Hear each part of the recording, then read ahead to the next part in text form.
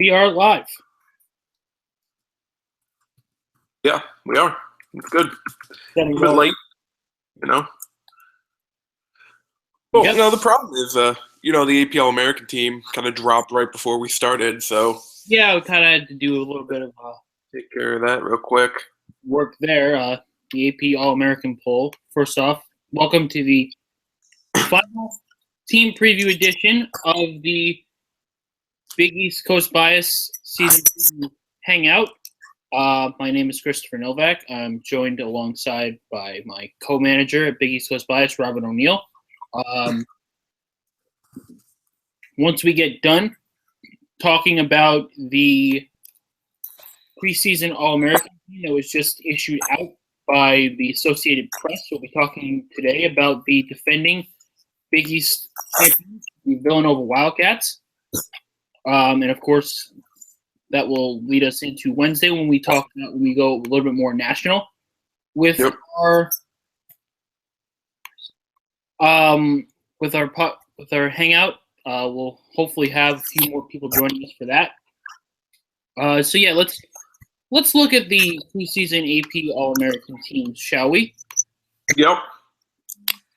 So this is relevant to us because Providence point guard Chris Dunn was named to the team. Alongside him are LSU's Ben Simmons, the freshman from Montverde Academy, and likely going to be the number one pick in the 2016 NBA draft if all pans out for him, as well as Buddy Hield of Oklahoma, who is relevant to this discussion as well because the Sooners play the Villanova Wildcats, so we'll be talking about him a little bit later too. Gorgeous Niang of Iowa State, who's been in school for seemingly forever at this point.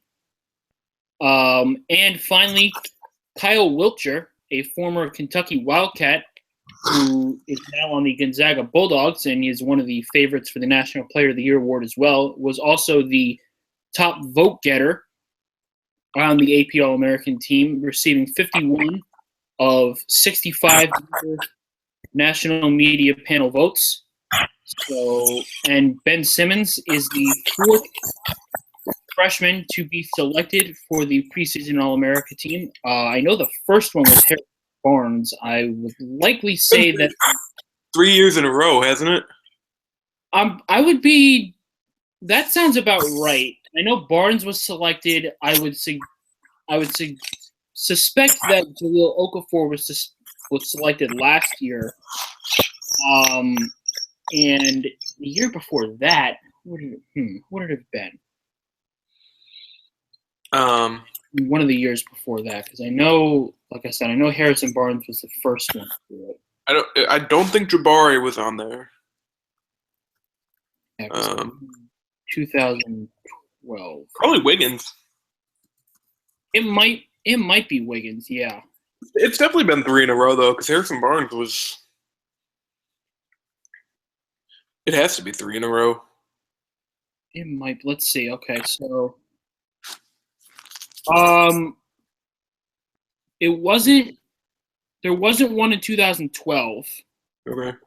Because that had Cody Zeller, Doug McDermott, Deshaun Thomas, Isaiah Canning, and CJ McCollum and Craig Book. So it was 2013, 2014, 2015.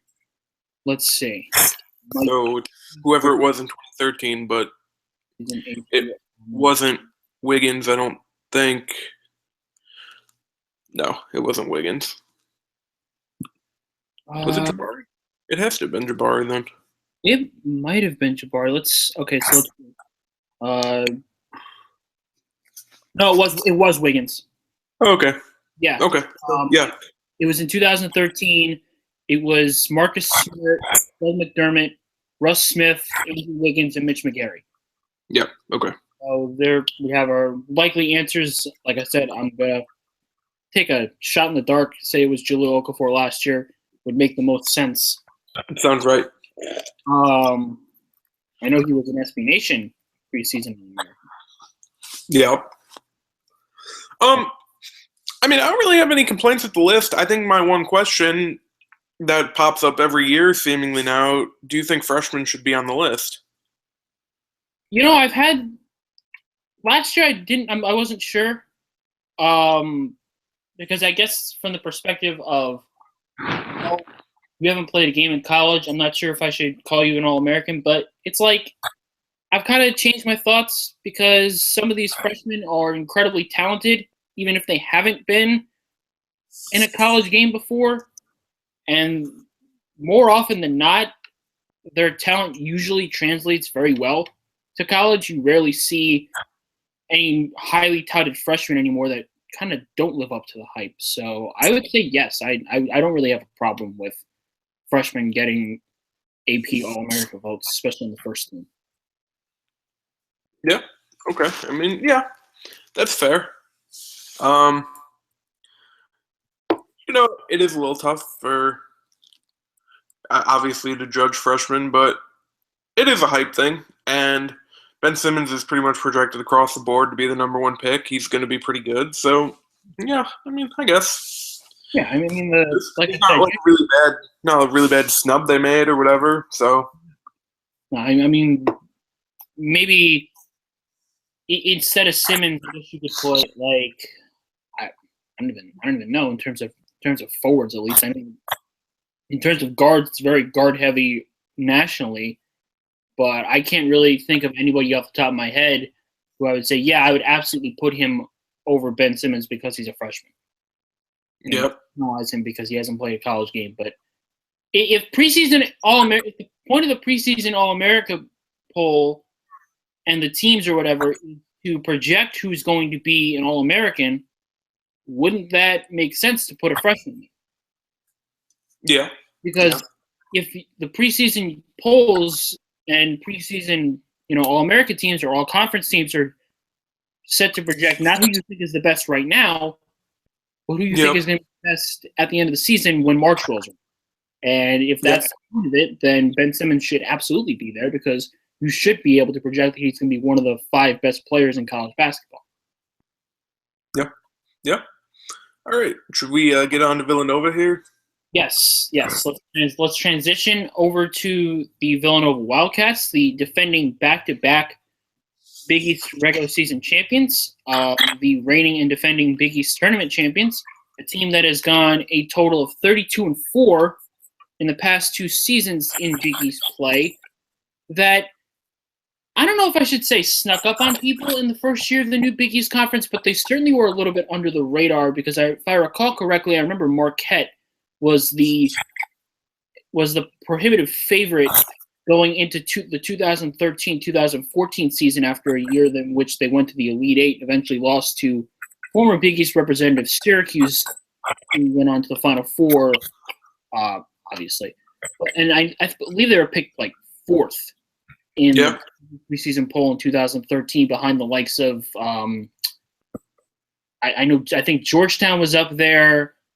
I think it was St. John's that might have been 3rd too, if I recall correctly. I know Creighton was up in the top. I think Creighton was in the top 5. They might have been behind Villanova. Mm-hmm. There was certainly talent on that team. It was just very interesting to see them go from a 20-win team that made the NCAA tournament, lost to North Carolina, transitioning into this powerhouse, really. Yeah, I mean, they have definitely in the past couple of years turned into a powerhouse. I mean, I think right now probably the favorite to pull off a three-peat here. The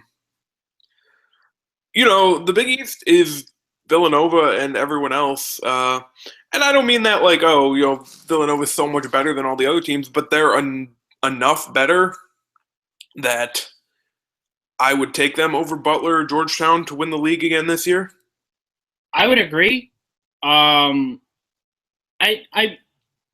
wouldn't say I wonder if it's because of the fact that there was an exodus of the conference, because certainly they may have been a good team in 2012, 2013 when they did make the NCAA tournament and did win 20 games, and been held down because of the sheer power of the league.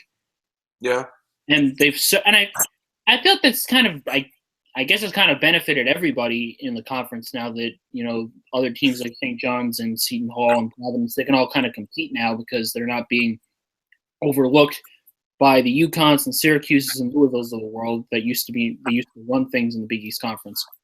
So, yeah.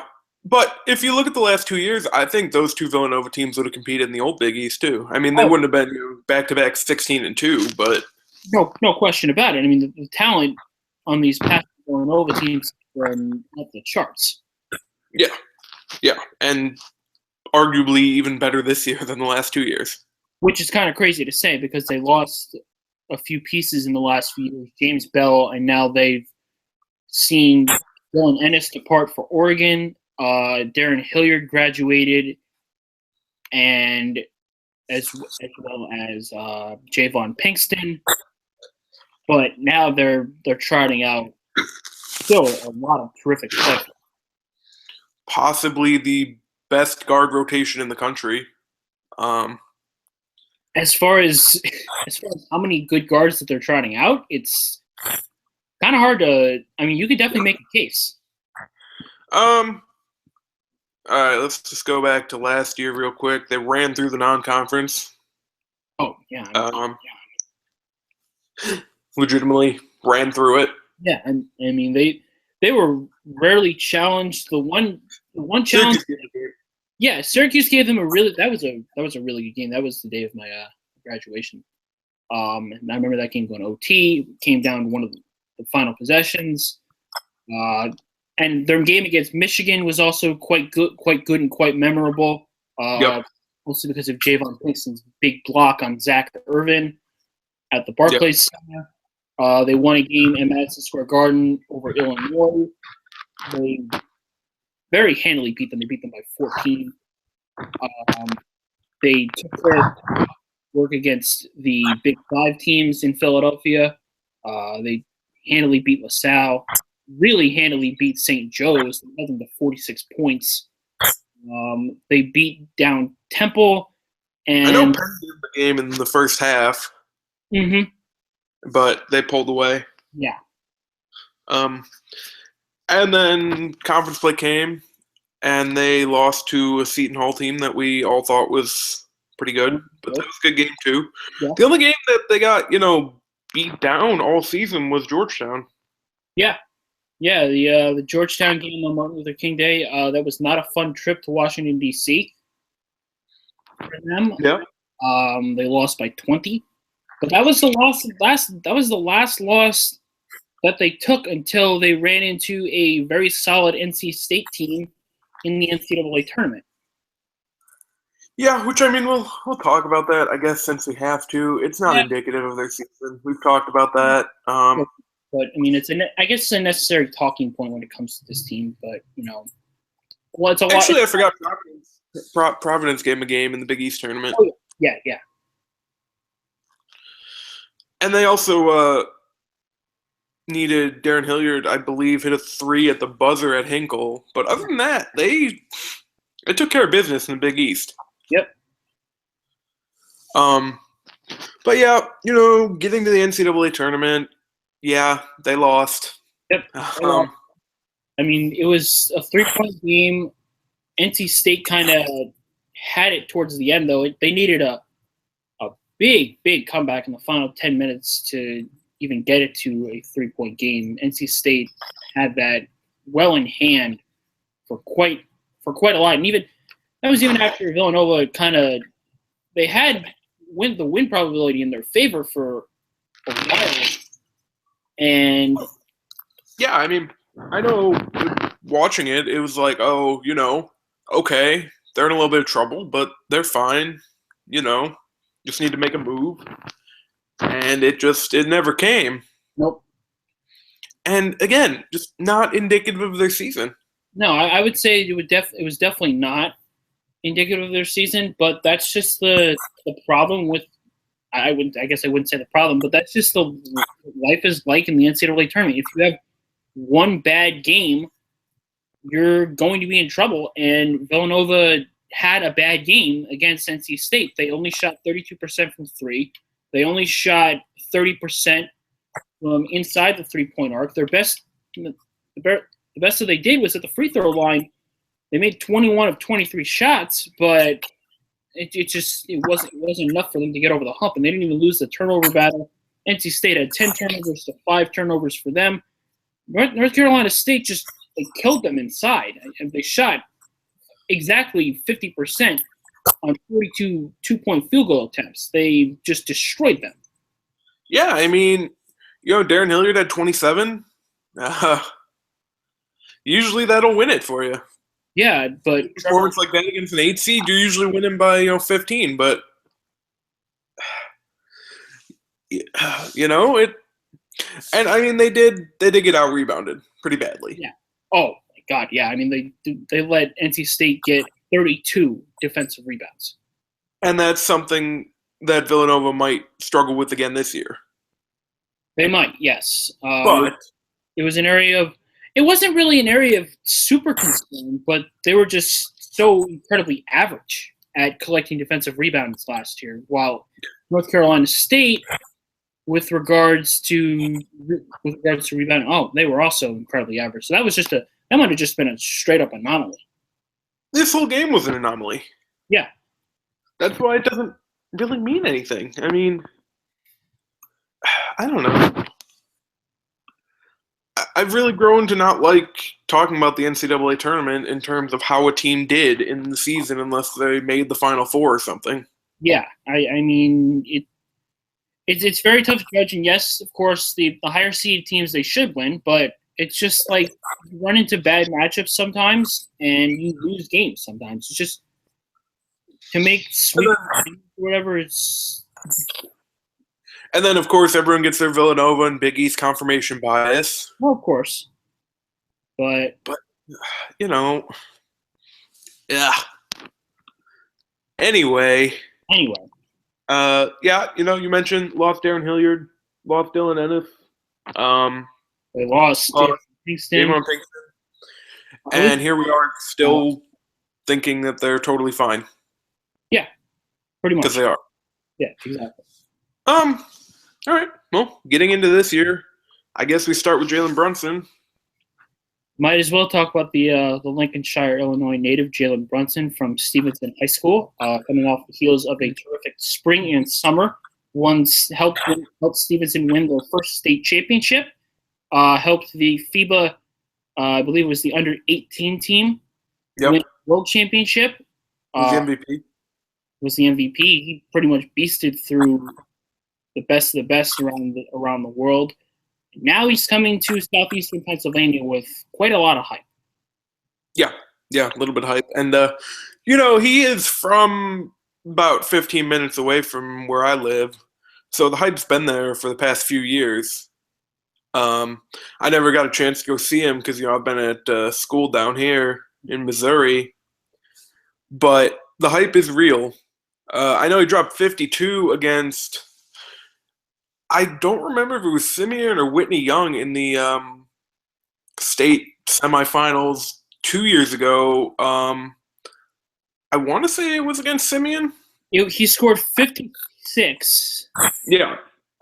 He scored 50. He had 52 against Whitney Young. Yeah, and Whitney Young's the other big powerhouse in Chicago after Simeon. Yeah, it might have. Let's see. It might have turned into 56. Yeah, it turned into 56. He did face when he was there at Whitney Young. He faced Julio Okafor. Yeah. Who of course is now in the NBA. So. Yeah. And that was as a junior. And they lost that game. Yeah. So then they went back last year, and he was the best player in the state. Didn't have to go up against Okafor. Yep. Any of that. They took care of business. He went to the FIBAs, took care of business, and now he's in Villanova. Yep. And one of the most hyped recruits in the Big East that I can remember, really. Yeah, and Isaiah Whitehead had himself quite a lot of hype coming into 2000 season. Prior to that, in 2013, I'm not totally certain about really the hyped freshman that year. I know Billy Garrett wound up winning the Big East Rookie of the Year award. I think in terms of the new Big East, he's definitely the most hyped freshman. Along with Henry Ellenson, who... Yeah, Ellenson doesn't seem to get the same hype, though, which I don't really understand. It's a little interesting, but both of them are going to be very terrific players. Brunson certainly follows in the footsteps of many great Villanova guards before him, and really there's no reason to expect that anything's going to be different here either. Yeah, I mean, I see a lot of Kyle Lowry in him. It's lazy, but that's just where we're at. He said he wants to play for 4 years. We'll see. Yeah, I think it'd be great to say that right now. It'd be great if we could get 1 year of Jalen Brunson and Omari Spellman. Oh, yeah. Because then Villanova's even better next year probably than this year. Again, crazy to say. So, yeah, Jalen Brunson is really good. It's kind of analysis you come here for. Yeah, and he could probably there's so many ways that he could probably dominate the game. He's a good scorer, good point guard. I'm just personally interested in seeing where he winds up in the lineup. Yeah. That is, and their exhibition game really didn't help. No, it really didn't at all. They played all 6 of the big guys for a total of like 20+ minutes. Yeah. So it was. So, we're trying to figure it out, but yeah, Brunson played 27 minutes. Arcidiacono played 27 minutes. And they started. So those were 2 starting guards with Chris Jenkins and Josh Hart as your forwards. But I don't, you got Phil Booth, who fits into the guard rotation somewhere. Yep. And he played 25 minutes. So really, Jay Wright didn't tip his hand much. Which, I mean, it's not surprising that he didn't, considering it was an exhibition game against Pace. I don't know if he's going to tip his hand too much against Fairleigh Dickinson. I think if you look at the starting lineup against Nebraska, that might be a little closer to what the starting lineup will be all year. I agree with that. Certainly, maybe something will be indicating in the preseason NIT when they go to Brooklyn to face Stanford. Yeah, and they got to be the prohibitive favorites in Brooklyn now. Stanford's just beat with injuries. Yeah, I remember actually seeing. I think they had I think a player that they thought was going to be hurt wasn't going to be gone for too long. I think I saw that a couple of days ago. I know Marcus Allen might be back. Yeah, that was it. Marcus Allen. But I know Cartwright's hurt for. But I mean, if Villanova beats Stanford, they got Georgia Tech or Arkansas next. I mean, Yeah. And that's not a great tournament, but Villanova has a lot of other good non-conference games, so I'm not going to fault them for their tournament. Yep, exactly. And the 2 big ones that they've got are going to be nice little litmus tests for them, and of course, because I guess it has to be said, it could be good for the conference's reputation if they pick up wins over one of or both of Oklahoma and Virginia. Well, it's actually really helpful, too, because the big knock last year was, they didn't play anyone out of conference. They weren't ready. Well, that's such a it's a bad excuse. It's such a weird thing to say because in terms of perception, everyone thought that Michigan was going to be a really good team. And same thing with VCU. But the problem with both of those teams was the fact that they both lost their key players, if I recall correctly. Because I know Michigan lost Karis LeVert. I know VCU lost another player to injury as well. Hold on, let me see this here. Yeah, it was it Briante Weber? Yeah. It had to have been Weber because he was a senior. He only played 20 games. Yeah. Yeah. So so silly to me. Yeah, it is. Because everyone's perception of Michigan was, okay, yeah, they're coming off of a year that they lost a lot of players, but they have LeVert, and LeVert's going to be great. But LeVert wound up playing 17 games before he got hurt. Well, and at the same time, you don't schedule these games, the off season. You don't schedule them a couple months before you're going to play them. It's scheduled a year in advance. Exactly. So, it's like, I don't know. How did they end up playing Illinois? Was that That was part. Well, I think that. It was at the Garden, I know, but. I want to say Illinois was a late addition because I think they were supposed to play someone else in the Jimmy V Classic. Yeah. Okay. I'm trying to remember who they replaced. Well, I know this year they were going to play Duke, and then it got replaced with Virginia. Yeah, which, in my opinion, better matchup in terms of more quality teams. Just because I think Duke's slightly overrated. Yeah, we talked about that, and we will talk about that again Wednesday. Exactly. But no, I don't have a problem with the non-conference schedule last year. Neither do I. So yeah, this year I have a problem with them getting Nebraska in the Gavitt games. Yeah, I don't get that. That's not their fault. No, it's not. That would be the fault of the Big East and Big Ten. Yeah, I mean, Jesus Christ, and it's no slight to Nebraska or anything, but given where both at this point in time, you really couldn't schedule a more premier matchup for the best team in the Big East Conference, really? Give them Indiana. Yeah, and put Creighton. Well, you can't do Creighton, Nebraska though, because it's already. Put Creighton against somebody else, Yeah, the Gavitt game schedule is kind of weird. It's the first year; it'll even itself out. But I just think it's so silly, and I think it's even sillier that some of the bigger teams in the Big Ten aren't featured. Yeah, but a lot of it is you got to look where they're going for their tournament too, because I know that's why Butler's not in it because they have to go to Puerto Rico. Yeah. So a lot of it comes down to travel there too. They have a little bit of work to do, I guess, because I mean, yes, they got it right with Georgetown, Maryland. Yeah.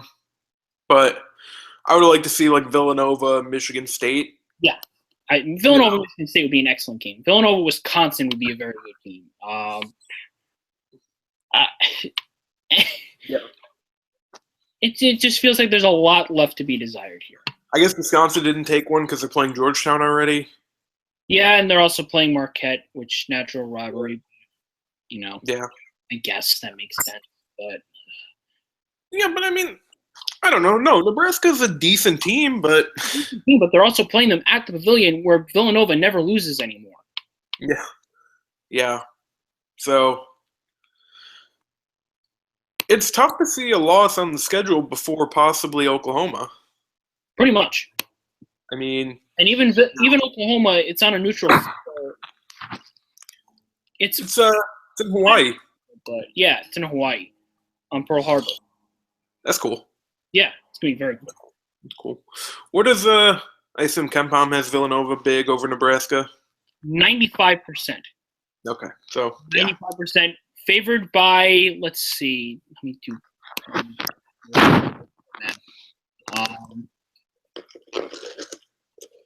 I can't believe they're favored by 17 points. So yeah. I mean, yeah. Comparatively, they're a 2-point favorite over Oklahoma. That game is a 60%. So that's they're favored over Oklahoma. Well, they're favored over Oklahoma. Yeah, I mean, I can see that, I suppose. I assume Virginia's favored. Yeah, Virginia's favored by 4, but Villanova's win probability is only 33% because going to Charlottesville and winning is incredibly difficult. Yeah. Now, here's my question. Bigger win for Villanova in the Big East Conference over Oklahoma or over Virginia? At Virginia. I agree. Wholeheartedly. It has to be. I mean, because that game's on ESPN. The Oklahoma game's on Fox Sports 1. Mm-hmm. Virginia I don't know. I don't want to make the ACC's better than the Big 12 argument, but it is. Either So, both are going to be really you get bumped up by when Virginia takes one against Duke or North Carolina. Exactly. Yeah, no, it's Virginia. Yeah, I agree. And also just solely because I think a win on the road in a hostile environment is a little bit better than winning on a neutral floor, even though, winning on a neutral floor is still pretty good. Yep. Certainly. But, you go into Charlottesville with how Virginia has been as of late against the likes of Malcolm Brogdon and the rest of the roster that the Cavaliers are going to be trotting out this year. You go there and win. That's big thumbs up for me for that. That would be a huge, huge win in the conference's reputation as well, in the court of public opinion, which, we like it or not, matters to some extent. So, yeah. There it is. Yeah, pretty much. I mean, so they get through the non-conference, not undefeated this year, probably. I mean, it'll be a little tough. I mean, if they get through it undefeated, they're a top 5 team going into Big East play. Yeah, absolutely. Absolutely. So they have 13 non-conference games this year. The Temple game, of course, coming in February, and everything before that, 12 before that they'll have to play because the second tournament game in the NIT tip-off. So expect 11-1. Worst case scenario, they're 10-2. I don't see any way that they somehow go to 9-3. I mean, no, I think they probably lose one of Oklahoma and Virginia, and then I mean, I can't really project a loss here. Otherwise, I mean, St. Joe's is going to be a little bit better this year in the Atlantic 10, but I don't think that they're. I mean, and that game is on the road, but 9-3 would be a total shock.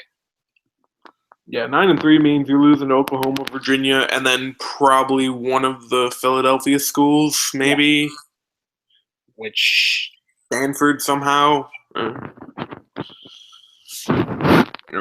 Shock, and it wouldn't necessarily open the door for anyone else in the conference because it's all non-conference play, but that would be shocking. Yeah. And the Big East schedule opens. They get Xavier at home. Big East final rematch, as the Big East Conference has been prone to be doing lately. They did it last year with Providence and Creighton, one of the first games, but now they'll be doing it again this year. So, and then we get a little bit interesting here. We do. Going to Creighton, prime time on the Big East tip-off, which I don't know if you should call it the Big East tip-off if it's the second game of the year for every team, but you know. Yep. It's never easy to go to Creighton. I believe Villanova actually had a little bit of trouble last year in Omaha. They did. They won by 4. Yep. That's tough. That place is going to be rocking. Yeah, absolutely. That's going to be really a good test for Creighton as well, because certainly they're. And we've discussed this. They have a lot of new pieces. Let's see how they fit together against the class of the Big East Conference. I think Villanova wins this game. It'll be tough for them, obviously, but I think their sheer experience and that performance of what happened, that one. I don't think I need to further explain this for any Villanova visitors that might be watching this hangout right now, so I'll be careful here. But I think that despite the fact that it's going to be a tough road environment and it'll be a very good game, I definitely talent. Yeah.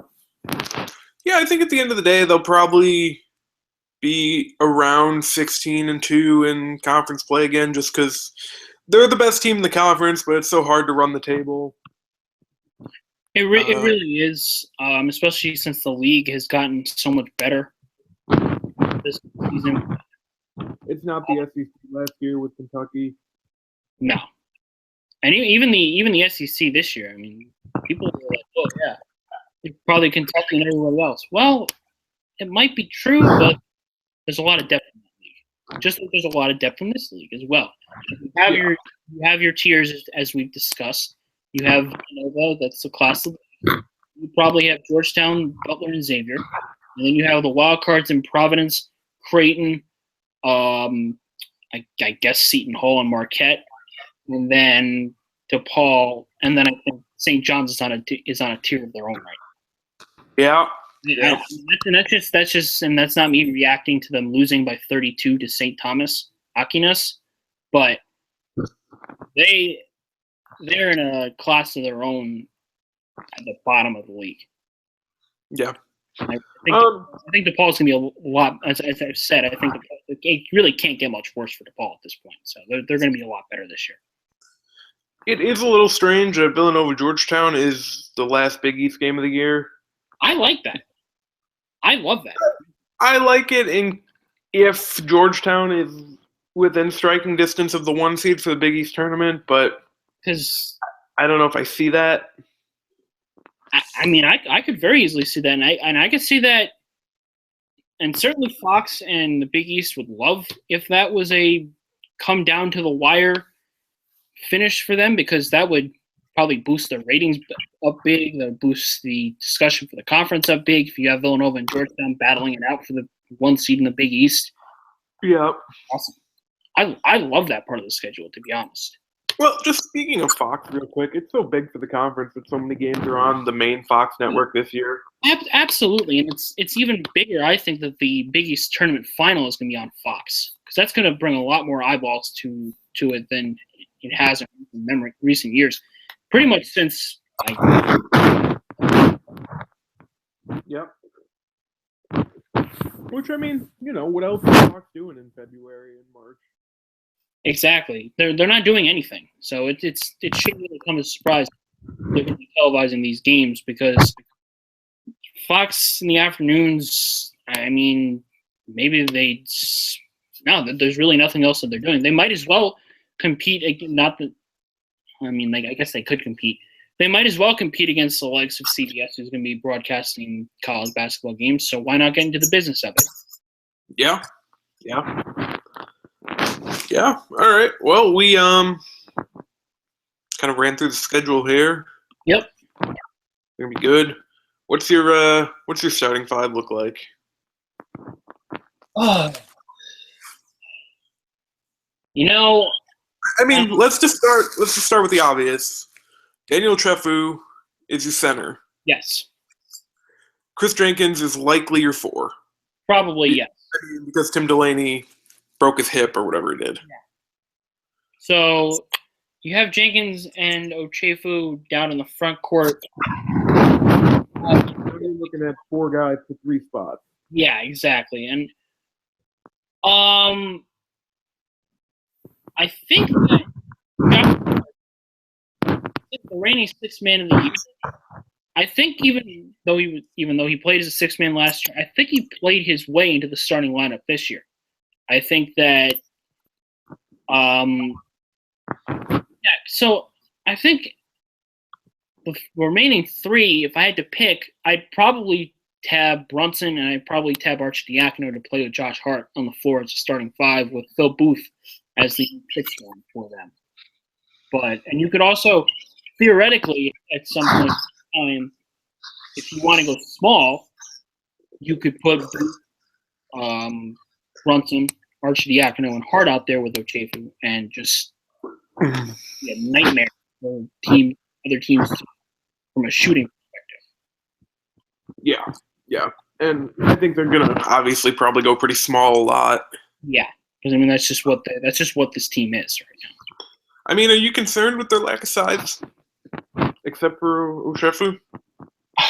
You know, I think I'd be a little more concerned with their lack of size if I was more concerned about their sheer athleticism. This isn't a situation I don't think like Creighton was 2 years ago when they had glaring weaknesses at the 4 and 5, and especially from just a pure rebounding perspective, from a defensive perspective.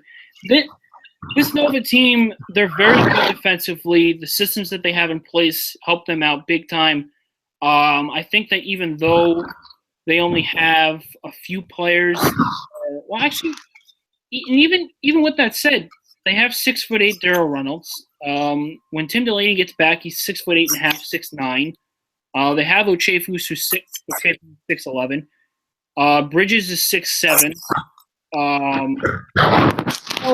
And Kevin Rafferty, a senior, I guess he'll probably be very limited minutes, but I don't think their size concerns me too much, just because it might be slightly overstated. Yep. Yeah. Okay. That's fair.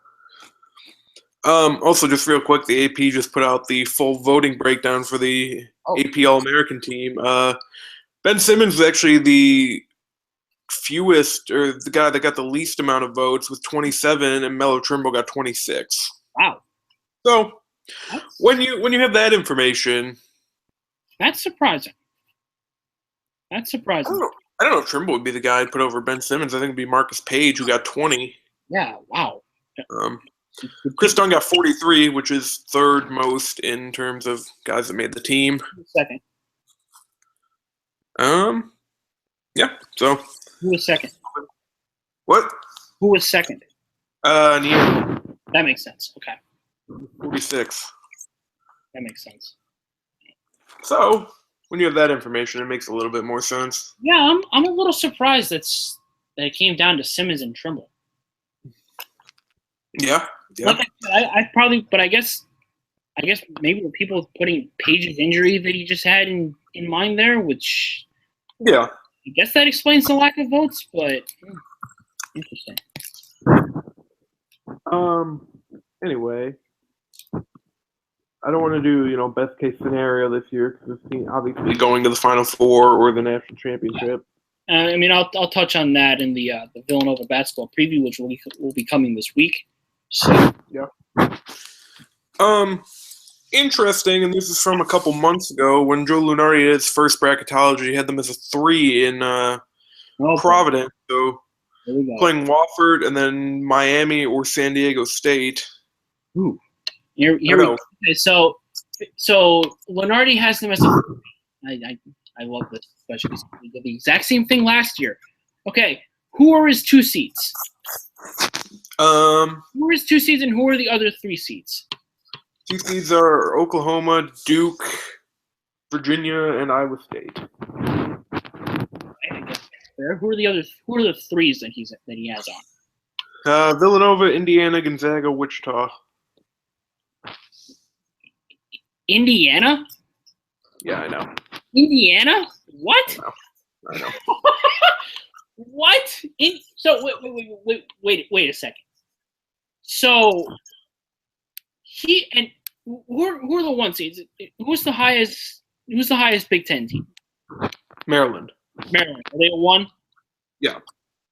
And he has Michigan State and Wisconsin as 4s. Ugh. 4s?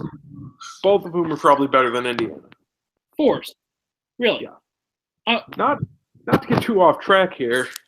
Okay. No. We hold on. So because we did this last year during the Villanova podcast, because we were talking about this in Wichita State. In Indiana, okay.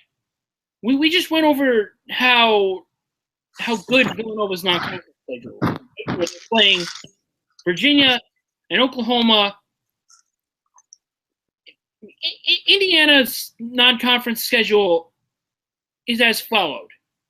They play Eastern Illinois, they play Austin Peay, then they play Creighton at home, then they play Wake Forest on a neutral floor, part of the Maui Invitational. Okay.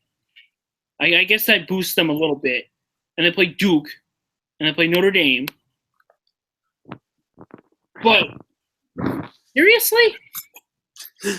seriously, you have them on the same line. No, they're the biggest conference favorite. They're playing at Virginia. They're playing Oklahoma on a neutral floor. Yeah, I'm sure there's a new one coming later this week. Even with that said, I'm sure there probably is. Even with that said, you really consider that as a better non-conference schedule than what Wisconsin has? No, Wisconsin who plays Georgetown and then possibly North Carolina too. Likely Duke. Yeah. So they have them on the same there. And even with that said, Michigan State, who's playing Kansas and Louisville and Florida. Yeah. What? I think my problem would be putting Iowa State over Villanova. I don't know if because at that point, had Hoiberg I don't think had left, and Iowa State is returning just about everybody. So that was August. Hoiberg was gone by then.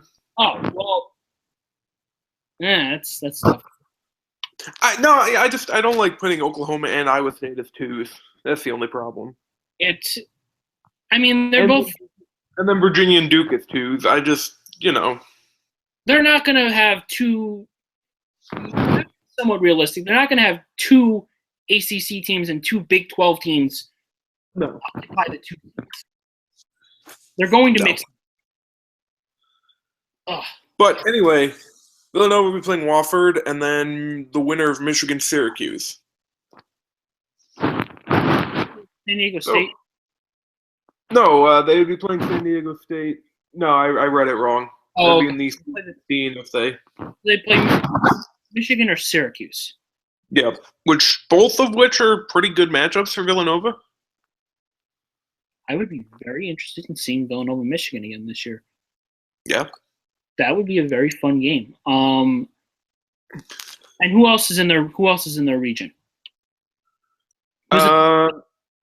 It would be Miami, San Diego State, Oklahoma, New Mexico State. Okay, so they would probably play Oklahoma again. Yeah, that'd be helpful. Sweet 16. They'd already have the benefit of knowing their opponent. And then it would probably be Carolina in the Elite Eight. That's an easy draw for them. Because they have the guard play to stick with them. Yeah, they definitely have the guard play to stick with. That would be a very fun draw for them if that was actually the case. It probably won't be. No, it's all going to change. Of course, and like you said, I guarantee we're probably going to get another preseason bracketology from Lenardi. We might talk about it on Wednesday if it comes out before. I don't know if I get putting Villanova in Providence instead of No, never mind. Brooklyn doesn't have any 3-seed games. Oh, that stinks. They'd be the 2 in Brooklyn probably though. That'd be fun. If they can get to the 2, they're definitely probably going to be in Brooklyn. Absolutely, because the other 2s are Oklahoma City, Raleigh, and St. Louis. So. Yeah, and the East region is in Philadelphia. I don't know. Are they allowed to play in Philadelphia? Let me see. Hold on. I can answer this. Who's hosting? Who is hosting that site? Let's see. I know it's the Wells Fargo, but So they would be able to play in Philadelphia. Okay. Yeah. That would be a humongous advantage for Villanova if they were to play their game in the Wells Fargo Center, where they play a few times during the year. Let me liken this to Syracuse in 2014, who the one Syracuse team that you decided to trust, Rob. Yeah. That team that started off, I believe it was 18-1, and they had at their disposal, playing in Buffalo and the Garden. They would not have left the state of New York until the Final Four. Yeah. I'm sorry, not just 18-1. They started off 25-0. Yeah.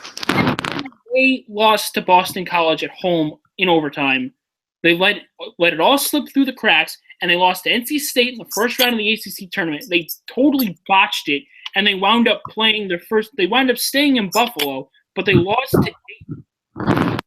Yeah. So even with that advantage, they still. So that would be it would be imperative for Villanova to stay local and get to Brooklyn, where their fans can easily access tickets to the game. Give them a tremendous home court advantage that they would richly deserve out of that, and then go right to Philadelphia. Based on all of Lunardi's 7-10s here, though, Villanova really shouldn't be trying for a 2 seed. Who are the 7-10s? Well, in Brooklyn it would be Butler and UConn, but I would assume that would change if Villanova's there, at least the Butler part. Oh my God, yeah, probably. But man, that's a fun matchup to think about right now. I think Oklahoma City would be Miami and San Diego State. Mm. Raleigh would be A&M and Dayton. Mm. And St. Louis would be NC State and Oregon, which a lot of fun storylines from both of those, actually, if Villanova plays either of them. Yeah, seriously, you have the matchup of last year, and then you have Dylan Ennis. But none of it really matters, because if they're the 2, they're going to be in Brooklyn. Yeah, of course. And Butler won't be the 7 there, probably, then. Of course not, no. Butler would probably switch to 7 in St. Louis, then. Yeah. Which would still be a nice little advantage for them. Only a 3-hour drive. Yeah. A little bit of preview what we're going to be giving you Wednesday night here. Yeah, this is a little fun. We got off topic here, but if the draw was Villanova playing Wofford, then Michigan, Syracuse, then probably Oklahoma again, then Carolina, I don't hate it. I don't hate it either. I might even slot them in the Elite Eight against Carolina. And I don't know who I would take, but I might give them the advantage there. That would be fun.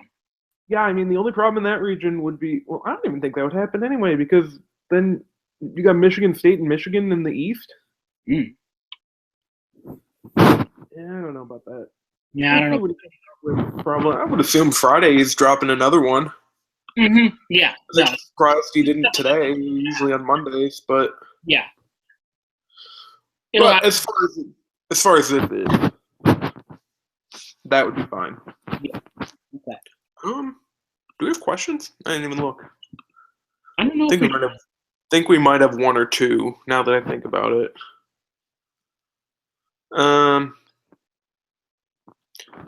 This one's really just about getting over the hump of the first weekend of the NCAA tournament. We kind of touched on it. It's about matchups. Yep. Really no more to say about it. Is it bad for the Big East to play so many games at the Pavilion when in years where Wells Fargo Center hosts the NCAA tournament?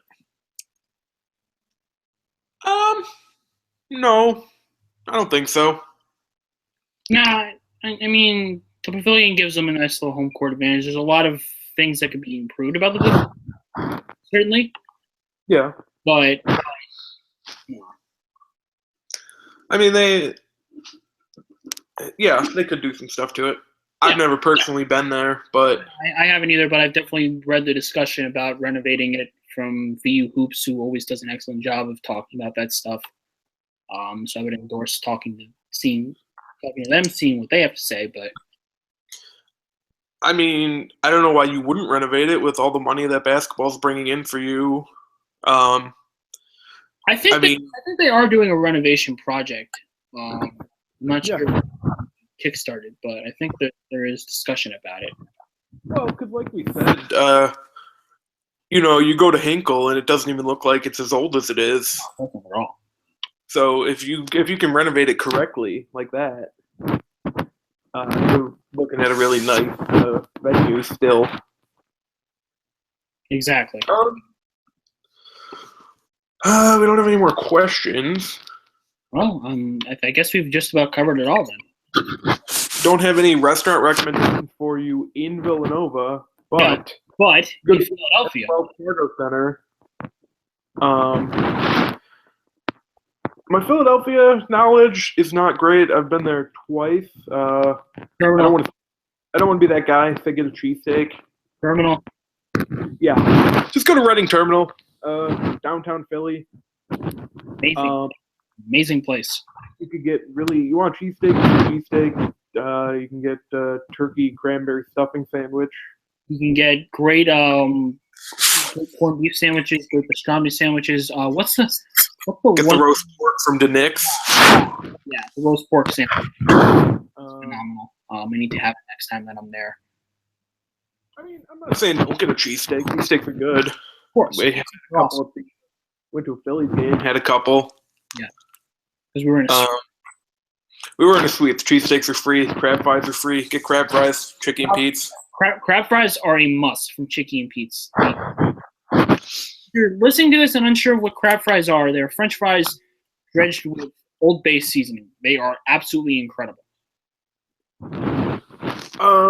If you do go to a Villanova game at the Wells Fargo Center and you happen to find a hockey puck laying around that looks like it might have been the Patrick Kane goal in 2010, send that our way. Yes, please. People are still looking for that.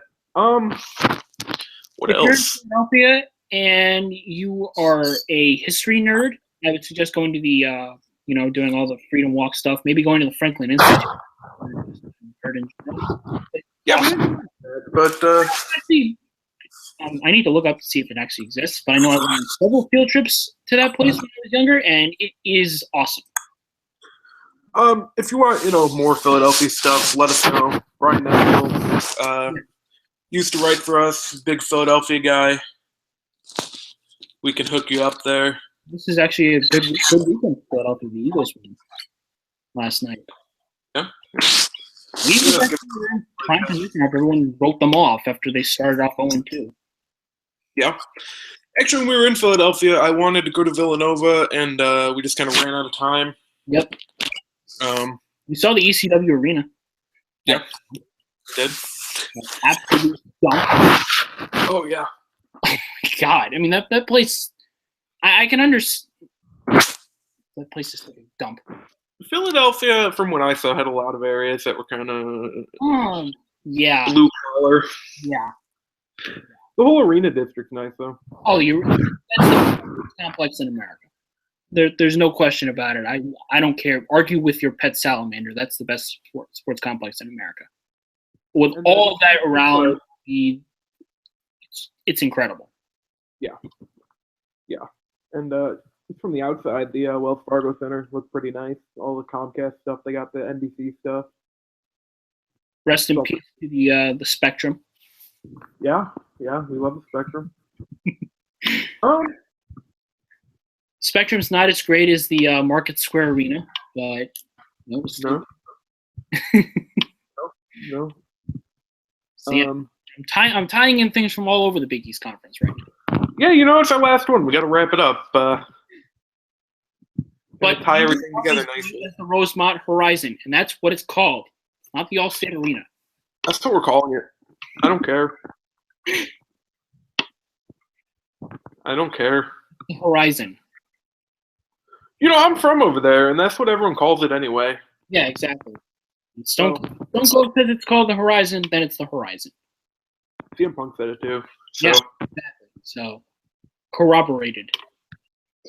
Substantiated. So, when Jalen Brunson plays his first game back in Chicago at the Rosemont Horizon, we'll see how he fares.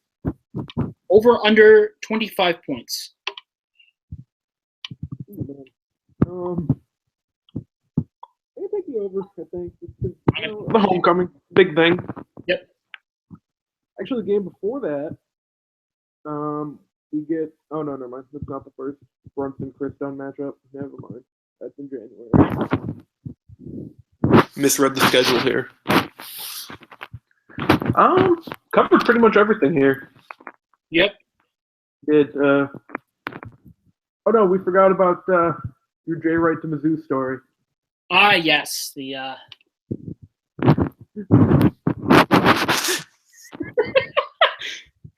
Okay. So if any of you are unfamiliar with let me see. Let me try and piece this together. I believe there's actually an amount of articles that were written about it. I don't think that makes it. What was that? Your mic is. If you just Google Jay Wright Mizzou,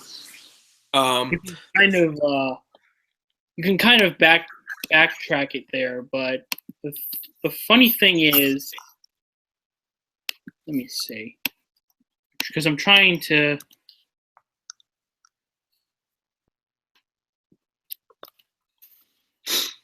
I'm trying to think here. I'm trying to look this up. For some reason it's not showing up. It's annoying.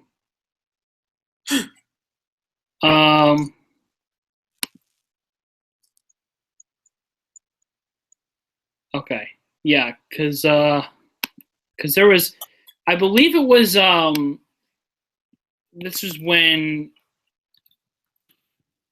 Mizzou was in pursuit of a new coach. Yep. And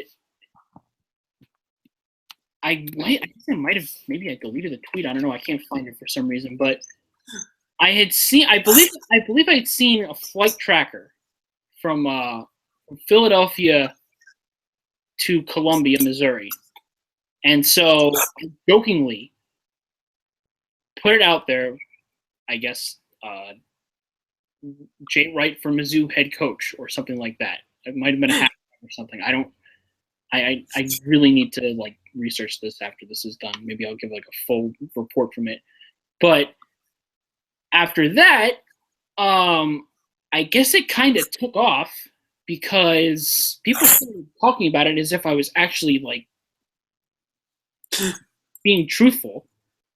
And it went all the way up to ESPN.com's Dana O'Neill actually asking Jay Wright about that. So well, yeah, and then I know a lot of Columbia writers actually went to the airport, and it was just a bunch of guys with golf clubs. Yeah. So word from the wise here. Word of caution: always be careful of what you say on Twitter because you never know if anyone's going to run with it to the extreme here. Because I guess I pulled a prank. Yeah, but control by jokingly suggesting Jay Wright, you actually did a better job than the Mizzou search firm. I actually did. Did. So, God, that was so funny. All right. About wrap it up here. Yep. All right. So, thank you all for. Wait, one more Villanova thing. Villanova's got really mad at us over the summer because we made fun of him for getting dunked on by Rashid Jordan. Yeah. Jokes greater than facts, of course. And then he was cool with it. Yeah, that was really funny. Best of luck to him with the Ducks. Jordan's going to be a pretty good team in the Pac-12 this year. We'll talk about that on Wednesday. So thank you to those of you who decided to listen to us ramble for hours and hours on these season preview hangouts.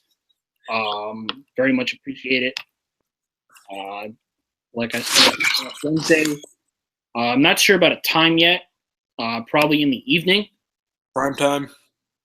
Just like we did last Monday for the Providence Hangout. Pierce will be there. Yep. Mike will be there. Yep. It'll probably be about 2 hours. Yep. So just come for all of it, whatever you want to do. Yep.